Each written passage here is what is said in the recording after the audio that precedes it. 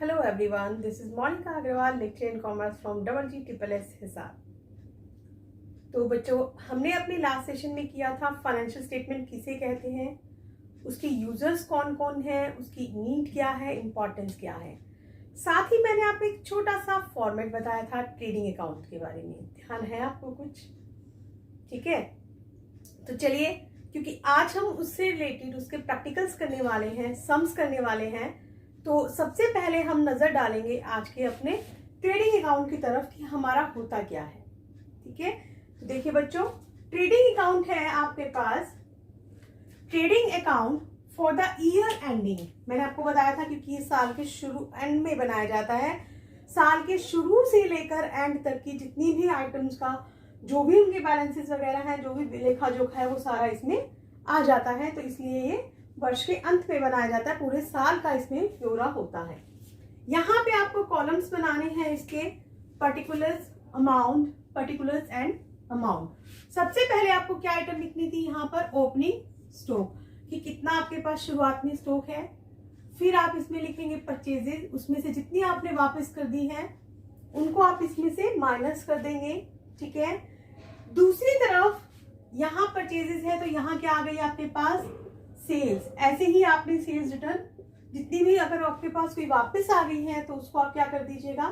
Less कर दीजिएगा। और एंड में आप यहाँ पे क्या लिखते हैं? Closing stock. जैसे यहाँ ओपनिंग स्टॉक लिखते हैं ना, तो यहाँ पे आपका क्या आ जाता है? क्लोजिंग स्टॉक आपका बच्चों आ जाता है। ठीक है, तो आपने यहाँ पे क्या दिखाना है? Closing stock. चलिए, उसके बाद ये चार आइटम्स तो आती ही आती हैं। उसके बाद एक आइटम आती है हमारी, मैंने आपको बताया था क्या? टू डायरेक्ट एक्सपेंसेस, कि जितने भी हमारे प्रत्यक्ष खर्चे हैं वो सारे के सारे आप इसमें शो करते हैं। अब डायरेक्ट एक्सपेंसेस कौन से हैं? जो फैक्ट्री तक के खर्चे हैं आपके, जो माल की खरीद से रिलेटेड है, माल के बेचने से नहीं। माल के बेचने से खर्चे जो आते हैं वो प्रॉफिट एंड लॉस अकाउंट में चले जाते हैं, जबकि ये कहां पर आएंगे? आपके डेबिट साइड में आएंगे, ट्रेडिंग अकाउंट की। ठीक है, तो डायरेक्ट एक्सपेंसेस में सबसे पहले हमारे पास क्या चीज आ जाती है? वेजेस। जो भी मजदूरी, जो भी हम माल बनाने में हम अपना खर्चा कर रहे हैं वो हमारी क्या कहलाती है? मजदूरी। मजदूरी हमेशा ही आपकी कहाँ आएगी? ट्रेडिंग अकाउंट में आती है। फिर आती है वेजेस एंड सैलरीज। अगर वेजेस के साथ सैलरीज भी दे रखा है तो भी वहां पे कहाँ आएगी? ये ट्रेडिंग अकाउंट में आएगी। लेकिन बच्चों, एक चीज आपको यहाँ पे ध्यान रखनी है कि अगर ये वेजेस एंड सैलरीज की जगह आपको अगर ये दे रखा होता सैलरीज एंड वेजेस, तो फिर ये आइटम आपकी कहां चली जाती? प्रॉफिट एंड लॉस अकाउंट में। क्योंकि सैलरीज आपकी आगे है, इसका मतलब वो हमारे एस्टेब्लिशमेंट से रिलेटेड ऑफिशियल से खर्चे हैं, तो उन्हें हम कहाँ दिखाते हैं? प्रॉफिट एंड लॉस अकाउंट में दिखाते हैं। जबकि ये यहाँ पे कहाँ आएंगी आपकी? अगर वेजेस पहले है तो ट्रेडिंग में, अगर सैलरीज पहले है तो प्रॉफिट एंड लॉस अकाउंट में आप इसको शो करते हैं। ठीक है, फिर आता है कैरेज इनवर्ड्स। इनवर्ड्स, जो माल आप लेकर आए उसके खर्चे। माल कौन सा लेकर आए? जो माल आपने खरीदा है ना? जो माल आपने खरीदा उसको फैक्ट्री तक लाने के खर्चे, वो आप कहाँ शो करते हैं? ट्रेडिंग में। लेकिन बच्चों, आपने यहाँ पे ये भी ध्यान रखना है कि अगर आपने एसेट्स परचेज करी और उस एसेट्स को आप अपना लेकर आए तो उसको लाने के खर्चे भी कहाँ शो करोगे? वो प्रॉफिट एंड लॉस अकाउंट में जाएंगे, या जो भी आपके वो बैलेंस शीट वगैरह में कि अगर आप एसेट्स उसमें दिखाते हैं तो वो खर्चे भी आपके बैलेंस शीट में जो भी है ऐड हो जाते हैं। फिर आता है टू कैरेज ऑन परचेज। आप कैरेज इनवर्ड्स के नाम से भी हो सकता है, कैरेज ऑन परचेज के नाम से भी हो सकता है। फ्रेट एंड कार्टेज, कोई भी भाड़ा है, कोई भी सब कुछ है, वो आपका कहाँ आ जाता है? ट्रेडिंग अकाउंट की डेबिट साइड में। मैन्युफैक्चरिंग एक्सपेंसेस, उत्पादन करने के खर्चे है ना, ये भी माल बनाने से संबंधित है तो ये भी यहाँ आ जाएंगे। फैक्ट्री से रिलेटेड खर्चे, फैक्ट्री से रिलेटेड खर्चे क्या हो सकते हैं? जैसे फैक्ट्री की लाइटिंग हो गई, उसमें बिजली लगी हुई है, फैक्ट्री का किराया आप दे रहे हैं। इसी तरीके के कोई और भी खर्चे हो सकते हैं जो सिर्फ और सिर्फ किससे रिलेटेड है? फैक्ट्री से रिलेटेड है। उन्हें आप कहाँ दिखाते हैं? ट्रेडिंग अकाउंट में दिखाते हैं। डॉक चार्जेस, डॉक चार्जेस कौन से हैं? बंदरगाह के खर्चे, माल लाने ले जाने के लिए जो आपने शिपमेंट में दिए हुए हैं। इंपोर्ट ड्यूटी, कोई आपने माल आयात किया है। इंपोर्ट माने क्या होता है? पढ़ा है ना बच्चों आपने बिजनेस में। इंपोर्ट होता है जब किसी दूसरे देश से माल आप अपने देश में लेकर आते हैं। तो जब आप वो माल लेकर आते हैं तो आपको उस पर कुछ टैक्स देना पड़ता है, दैट इज इंपोर्ट ड्यूटी। एक होता है रॉयल्टी। रॉयल्टी क्या चीज होती है? जिसे खानी होती है, कोयले की खान, हीरे की खान। जब आप उन खानों में से सामान निकालते हैं तो उसके बदले में आपको कुछ पैसा रॉयल्टी के मालिक को देना पड़ता है। जो माइंस के मालिक होते हैं उनको देना पड़ता है। जो पैसा दिया जाता है वो हमारा यहाँ पे क्या कहलाता है बच्चों? वो कहलाता है हमारा रॉयल्टी। समझ आया कि हमारा जो ट्रेडिंग अकाउंट है वो हमारा क्या चीज होती है। और फिर मैंने आपको बताया था क्योंकि ट्रेडिंग अकाउंट जो है वो हमारा एक नॉमिनल अकाउंट है, एक नाम मात्र खाता है जिसमें सारे के सारे खर्चों को डेबिट किया जाता है, इनकम को सारे को क्रेडिट किया जाता है। ठीक है, तो यहाँ पे आपको ऊपर ये डेबिट और क्रेडिट भी डालने हैं। ठीक है, तो ये चीजें आपने यहाँ पे दिखानी होती है। अगर आपकी क्रेडिट साइड ज्यादा है, डेबिट कम है, तो आपके पास ग्रॉस प्रॉफिट आ जाता है। लेकिन बाय चांस अगर आपके पास क्या है कि डेबिट ज्यादा है, क्रेडिट कम है, तो फिर आपका यहाँ पे क्या आ जाएगा? यहाँ पे आपका आ जाएगा बाय ग्रोस लॉस सीडी।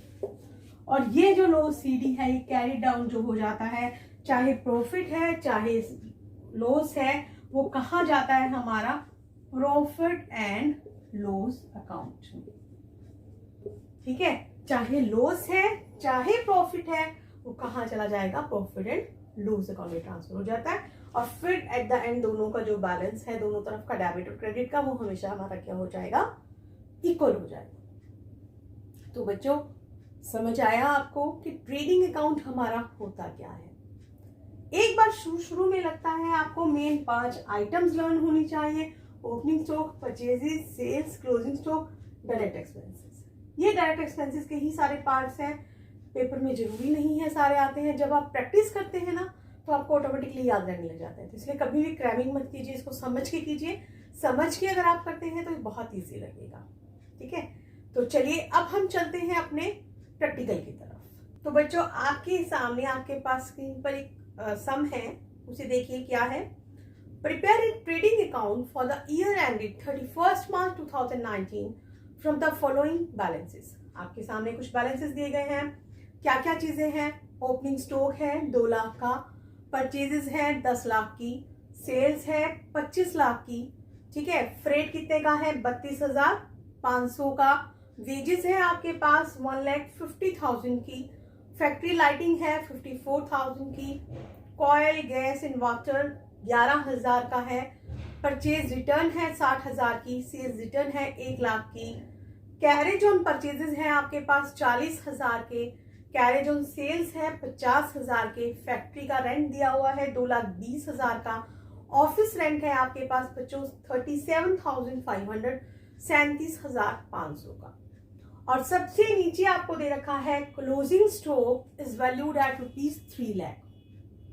ठीक है, तो अब हमने करना क्या है? यहाँ पर क्लोजिंग स्टॉक आपके पास है। अगर क्लोजिंग स्टॉक सिर्फ ट्रायल बैलेंस में दे रखा होता तो आप क्या करते हैं? उसको सिर्फ बैलेंस शीट में दिखाते हैं। लेकिन अगर क्लोजिंग स्टॉक नीचे है, अब आपके पास एक क्वेश्चन में देखिए ये सारे के सारे आपके ट्रायल बैलेंस के हैं, है ना। तो अब अगर ये यहाँ पे नहीं है तो इसका मतलब नीचे है, तो इसका मतलब इसकी क्या होगी? डबल एंट्री होगी, क्योंकि हम अपने अकाउंट किस बेस पर करते हैं? डबल एंट्री सिस्टम पे करते हैं। तो चलिए अब हम इसे सम करेंगे। अब आपको पता है ट्रेडिंग अकाउंट में कौन सी चीज कहाँ पर आती है, पता है ना। तो अब हम उसी से रिलेटेड अब सम चलते हैं। तो सबसे पहले अब हमने ऊपर लिखना क्या है? यहाँ पर हम लिखेंगे यहाँ पर ट्रेडिंग अकाउंट, सॉरी यहां पे आपको पहले डेट भी मेंशन करनी है। डेट देखिए क्या है? फॉर द ईयर एंडिंग कितनी है क्वेश्चन में डेट? क्वेश्चन में डेट है 31 मार्च 2019। तो आप यहां पे लिख दीजिए मार्च 31, 2019। ठीक है, अब आप यहां पर अपना बना रहे हैं, वही आपको कॉलम्स बनाने हैं। डेबिट है, क्रेडिट है, डेट नहीं आएगी, सिर्फ क्या आएगा, पर्टिकुलर्स, फिर क्या आएगा, अमाउंट, फिर आपके पास आएगा पर्टिकुलर्स, देन अमाउंट। ठीक है, अब आपने इसको यहां पर लेकर चलना है। तो देखिए बच्चों, सबसे पहले मैंने आपको बताया था आपको क्या चीज लेनी है। क्वेश्चन में सबसे पहले आपको चीज उठानी है ओपनिंग स्टॉक। ठीक है, बिना सोचे समझे आप यहां पे लिख दीजिए to opening stock. Opening stock अब आपके पास कितना दे रखा है, दे रखा है 2 लाख का। फिर मैंने आपको क्या बताया था, क्या उठाना है आपको, फिर परचेजेस उठानी है। अब देखिए परचेजेस कितने की हैं हमारे पास, पहले हमने उसको इनर कॉलम में लिखना है। ठीक है ना, परचेजेस हमारे पास है बच्चों 10 लाख, लेकिन इसमें से आपको क्या लेस करना होता है, परचेज रिटर्न। तो अब हम देखेंगे कि क्या क्वेश्चन में हमारे पास परचेज रिटर्न है। देखिए सारे क्वेश्चन को हमें दोबारा से नजर डालनी होगी। तो देखिए उस साइड पर सबसे ऊपर दिया गया है परचेज रिटर्न। परचेज रिटर्न आपके पास कितनी है, 60,000 आ गई। तो यहाँ पे कितना बैलेंस बच गया, 9,40,000 का। अब एक चीज और आपको यहाँ पे ध्यान देनी है कि यहाँ पे मैंने देखिए ये रकम लिखी, इसके नीचे मैंने लेस किया, एक लाइन लगाई। ये लाइन जरूर लगानी है आपको, क्योंकि ये इंडिकेट कर रही है कि इसमें से आपने इसको माइनस करके यहाँ पे इसका बैलेंस कहाँ लिखा है, इस साइड लिखा है। ठीक है, चलिए फिर इस साइड मैंने आपको क्या बताया था, बाय सेल्स। अब देखिए सेल्स हमारे को कितनी दे रखी है, दे रखी है हमें 25 लाख की सेल, है ना। 25 लाख की आपको सेल दे रखी है, लेकिन इसमें से भी आपको क्या माइनस करना है, सेल्स रिटर्न। अब सेल्स रिटर्न कहाँ दे रखी है, वहीं परचेज रिटर्न के नीचे। कितनी है आपके पास, 1 लाख। यहाँ पे फिर एक लाइन आप लगाएंगे और बाहर लिख देंगे कितना, 24 लाख। फिर इस तरफ एक और आइटम आती है क्या, बाय क्लोजिंग स्टॉक। देखिए डेबिट में 2 का यूज और क्रेडिट में बाय का यूज मस्ट है। अगर आप 2 एंड बाय यूज नहीं करते हैं तो आपके मार्क्स बच्चों कट हो जाएंगे, तो मार्क्स हमें कट नहीं करवाने हैं। By closing stock, closing stock आपके पास कितना दे रखा है, सबसे नीचे दे रखा है कितने का, 3 लाख का। ये 4 आइटम्स तो पेपर में आनी ही आनी है। अब उसके बाद अब हम कंफ्यूज हो गए, भाई ट्रेडिंग अकाउंट में तो इतनी सारी आइटम्स थी, हमें कैसे पता चलेगा, है ना, याद कैसे रहेगी कौन सी करनी है कौन सी नहीं करनी है। तो मैंने आपको बताया था क्रैमिंग हमें बिल्कुल नहीं करनी है, हमें सोच समझ के करना है। क्या करना है, हमें ध्यान में रखना है सिर्फ कौन सी चीज आती है इसमें, डायरेक्ट एक्सपेंसेस, प्रत्यक्ष खर्चे। कौन से खर्चे, प्रत्यक्ष डायरेक्ट खर्चे, जो सिर्फ और सिर्फ फैक्ट्री से रिलेटेड है, जो सिर्फ माल को खरीदने से रिलेटेड है, बेचने से रिलेटेड नहीं है। ऑफिस के खर्चे कोई इसमें नहीं आएंगे। ठीक है, तो अब 1 बाय 1 हम अपना इसमें लेकर चलेंगे। देखिए अब आप क्या करें, पेपर में भी अपना टिक करते चले जाएं कि ओपनिंग स्टॉक है वो आपके पास हो गया है, परचेजेस हो गई है, सेल्स हमने ले लिया है, फ्रेट भाड़ा है वो यहां पर आ जाएगा। तो हम क्या लिखेंगे, टू फ्रेट। अब फ्रेट हमारे पास है कितना, 32,500। आप इन चीजों को कॉमास लगा के लिखें, एक चीज के नीचे एक चीज लिखें ताकि आपको कैलकुलेशन में गलती ना हो। फिर फ्रेट के बाद देखो बच्चों, आपको आगे अगली चीज क्या दे रखी है, वेजेस। वेजेस कहाँ आती हैं, यहीं आती हैं। वेजेस कितने की दे रखी है आपको, 1,50,000 की। अब अगली आइटम की तरफ अगर हम चलें तो कौन सी आ रही है, फैक्ट्री लाइटिंग। क्या फैक्ट्री की लाइटिंग आएगी, बिल्कुल आएगी। अगर ऑफिस लाइटिंग होती वो नहीं आती, लेकिन फैक्ट्री लाइटिंग है वो आएगी हमारे पास। तो हम यहाँ क्या लिखेंगे, टू फैक्ट्री लाइटिंग कितने की है, 54,000 की है। ठीक है, फिर अगली चीज देखिए क्या है, to coal gas and water. है ना, ये भी इसी से रिलेटेड है माल को बनाने से। To oil gas and water कितने का है, 11,000 का है, ये भी आपने शो करना है। अब चलिए दूसरी साइड पर आते हैं। दूसरी साइड पर आपको क्या लिया गया है, परचेज रिटर्न जो ऑलरेडी आप कर चुके हैं, सेल्स रिटर्न भी आप कर चुके हैं, कैरेज ऑन परचेजेस लेंगे क्या, बिल्कुल लेंगे। मैंने आपको बताया था माल की खरीद से संबंधित जितने भी खर्चे हैं वो हमें लेने ही लेने हैं, तो हम कितना ले लेंगे, टू कैरेज ऑन परचेजेस कितना है बच्चों, कैरेज ऑन परचेजेस देखिए वहां पे, दैट इज 40,000। ठीक है, अब अगला देखिए क्या है, कैरेज ऑन सेल्स है हमारे पास, तो सेल वाला लेंगे, नहीं सेल्स वाला नहीं लेना, सिर्फ कौन से वाला लेना है, परचेज से रिलेटेड लेना है, सेल्स वाला नहीं लेना। फैक्ट्री रेंट, फैक्ट्री के खर्चे तो हमें लेने हैं ना, तो टू फैक्ट्री रेंट,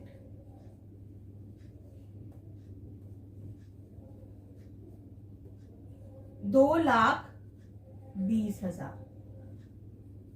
ठीक है, अगला देखिए क्या है, ऑफिस रेंट, क्या ऑफिस का रेंट लेंगे, नहीं बिल्कुल भी नहीं लेंगे, सिर्फ कौन से लेने थे, फैक्ट्री तक के खर्चे हम लोगों को लेने हैं, परचेज के लेने हैं, और हमें सिर्फ और सिर्फ डायरेक्ट एक्सपेंसेस लेने हैं।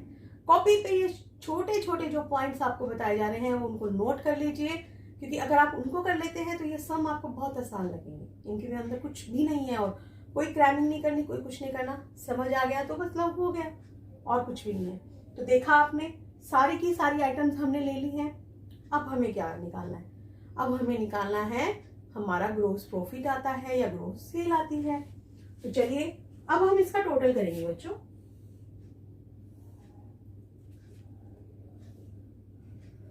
यहाँ पे अक्सर क्या होता है कि हमारा क्रेडिट साइड ज्यादा होती है, तो आप दोनों टोटल अपने रफ में भी कर सकते हैं। ठीक है, यहाँ पे देखिए 24 लाख और 3 लाख कितना हो गया, ये 27 लाख।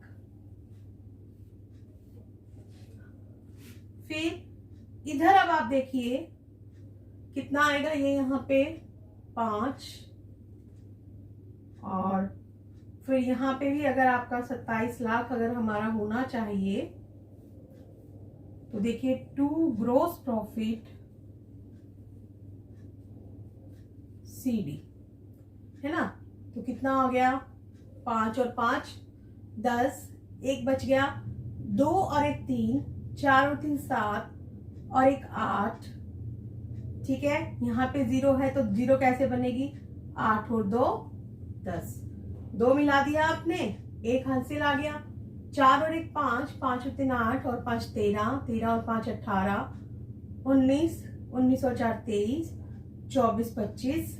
ठीक है, लेकिन यहाँ पे तो 0 है, तो 25 और 5 30, 0 बना दी हमने, 3 आ गया, 3 और 2 5, 9 और 5 14, 15 16 17।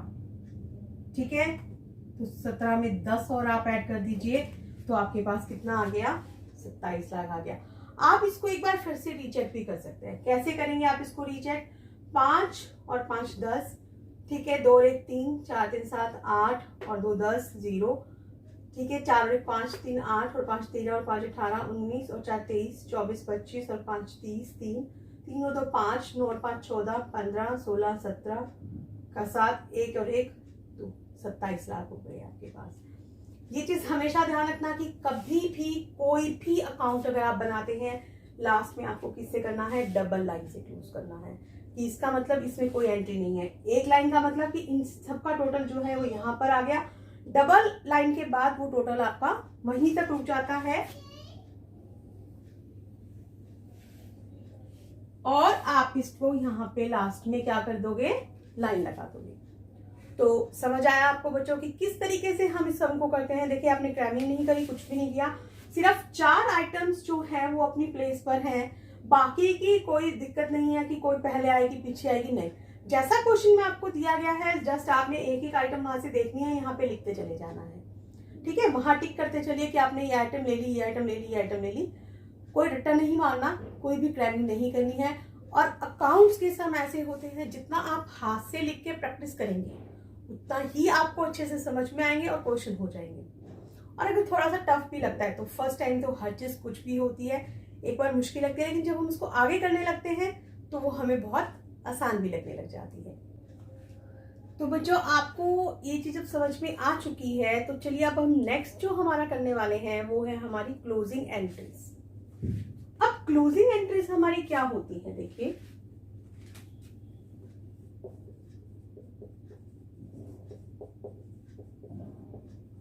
क्योंकि हमने अपना जो भी है ट्रायल बैलेंस बनाया हुआ है, कुछ अकाउंट्स के जो हमारे अकाउंट के बैलेंसेस हैं उनको हमने ट्रेडिंग अकाउंट में लेकर आना है। तो अब खाता बंद करेंगे तभी तो एंट्री होगी ना, क्योंकि उन सब खातों को हम बंद करके ट्रेडिंग में लेकर आ रहे हैं तो कोई एंट्रीज हमें करनी पड़ती हैं। वो हमारी क्या कहलाती हैं बच्चों, वो कहलाती हैं हमारी closing entries.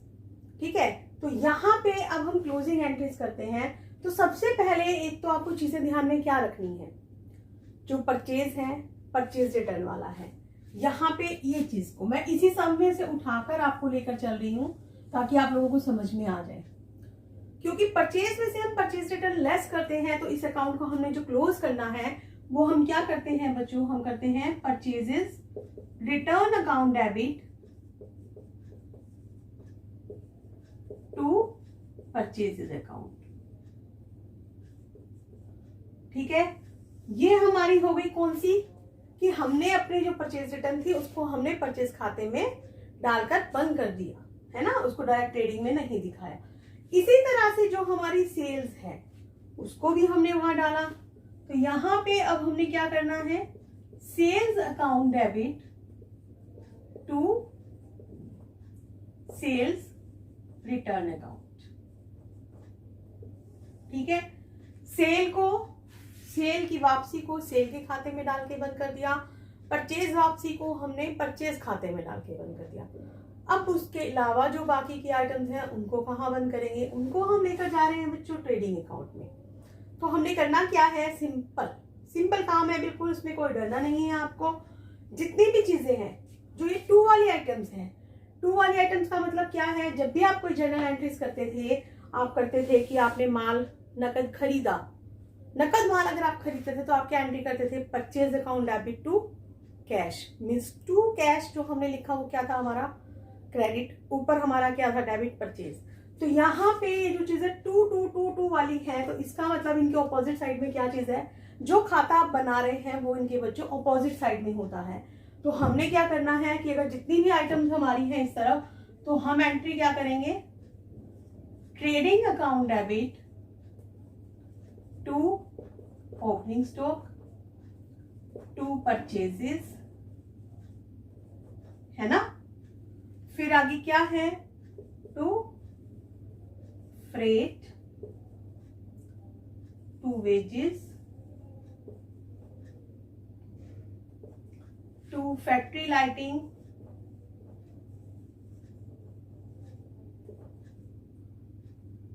To coal gas and water to factory rent etcetera etcetera etcetera. Means कि जितने भी हमारे डायरेक्ट एक्सपेंसेस हैं, स्टॉक है, परचेजेस है, वो सारा का सारा हमारा क्या है डेबिट में होना है। तो डेबिट वाली आइटम्स को जो हमने क्या लिखना है, trading account debit to opening stock to, ये चीजें आ जाएंगी। ठीक है, और इसके ऑपोजिट साइड में क्लोजिंग एंट्री में अगर हमें ये वाली तरफ करना है तब क्या होगा, ये चीजें ऊपर और ट्रेडिंग अकाउंट हमारा क्या हो जाएगा, नीचे हो जाता है। तो उसको अब हम क्या करेंगे, यहाँ पर स्पेस ना होने के कारण मैं इस अकाउंट से ही थोड़ी सी जगह ले रही हूं बच्चों।